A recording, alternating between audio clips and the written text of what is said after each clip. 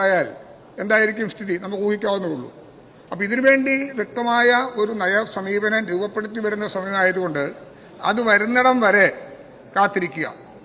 ആ സമയത്താണ് ഇതുമായി ബന്ധപ്പെട്ട് നമുക്ക് ആ NOC നൽകാനാവില്ല എന്ന് കമ്മിറ്റി തീരുമാനിച്ചതിനെ കോടതിയിൽ ചോദ്യം ചെയ്തത്. അത് കോടതി വന്നു. കോടതി ആ കാര്യം നിരീക്ഷിച്ചു. കോടതി ആ കേസ് നിരീക്ഷിച്ച ശേഷം അത്തരം കാര്യങ്ങളോടെടുത്ത സമീപനം നമുക്ക് കാണാനായിട്ട് കഴിയും. അപേക്ഷകന്റെ പ്രധാന ആവശ്യം മേൽപ്പടിയാവിൻ്റെ സ്ഥാപനത്തിന് ടെമ്പററി NOC നൽകണം എന്നുള്ളതായിരുന്നു. 2/12/24 ഇടക്കാല ഉത്തരവിൽ കോടതി ഇപ്രകാരം നിരീക്ഷിച്ചു. കോടതി 2 ആഴ്ചയെങ്കിലും എടുത്താൽ മാത്രമേ വയനാട് ജില്ലയിലെ നിർമ്മാണ പ്രവർത്തനങ്ങളെ സംബന്ധിച്ച് ഗൈഡ് ലൈൻസ് പുറപ്പെടുവിക്കാനാവൂ എന്ന് ഗവൺമെന്റ് ലീഡർ വാദിച്ചു. അപ്രകാരം ഗൈഡ് ലൈൻസ് അന്തിമമാക്കി കഴിഞ്ഞതിന് ശേഷം NOC നൽകുന്ന കാര്യത്തിൽ തീരുമാനമെടുക്കാനാവൂ. കോടതി അത് ശ്രദ്ധിച്ചു. 7/1/25 ഇടക്കാല ഉത്തരവിൽ കോടതി താഴെ പറയുന്ന നിരീക്ഷണവും നടത്തി. 26/12/24 സർക്കാർ ഇറക്കിയ ഉത്തരവ് പഠിക്കാനും അപഗ്രഥിക്കാനും ഗവൺമെന്റ് ലീഡർ സമയം ആവശ്യപ്പെട്ടു. കേസ് മാറ്റിവെച്ചു. ഞാൻ സുദീർഘമായി സംസാരിച്ചു പോകുന്നതിൽ ഇതാണ് സബ്ജക്റ്റ്.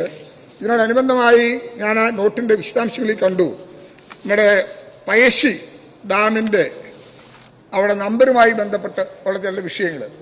ഒരു സുരേഷ് കുമാറിൻ്റെ അപേക്ഷ ജലവിഭവ വകുപ്പ് അസിസ്റ്റന്റ് എഞ്ചിനീയർക്ക് ലഭിച്ചു. വസ്തുവിൻ്റെ ഡോക്യുമെന്റ് വെരിഫിക്കേഷൻ നടത്തുന്നതിന് ആവശ്യമായ രേഖകൾ ആവശ്യപ്പെട്ടു.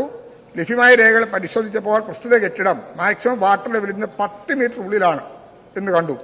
മുൻകൂർ അനുമതി ഇല്ലാതെ ഭാഗികമായി പൂർത്തിയാക്കി നിൽക്കുന്ന കെട്ടിടത്തിൻ്റെ വിഷയമാണ് ഒന്ന്. അതോടെ ശ്രീമതി ദീപ ആ അപേക്ഷയിലും റിജക്റ്റ് ചെയ്തിട്ടില്ല. അത് പരിശോധിച്ച് വരികയാണ്.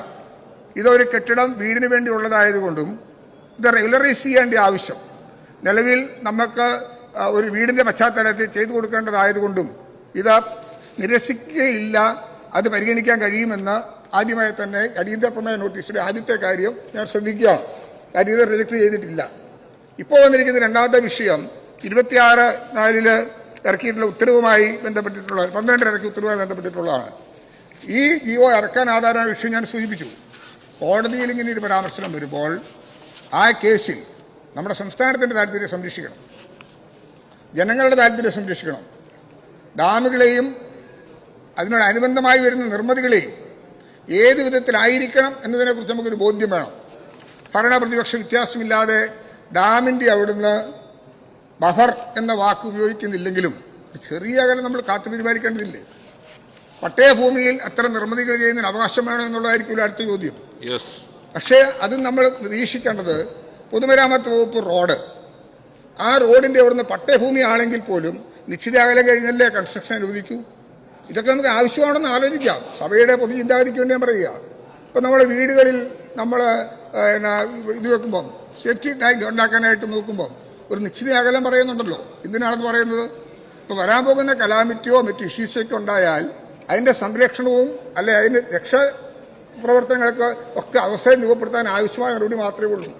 എങ്കിലും അർത്ഥശങ്കയ്ക്കടിയില്ലാതെ പറയുന്നു, ഈ വിഷയം കേരളത്തിൽ വല്ലാത്തൊരു അന്തരീക്ഷം സൃഷ്ടിച്ചിട്ടുണ്ട്. ഇതിനെ രാഷ്ട്രീയവൽക്കരിക്കരുത്.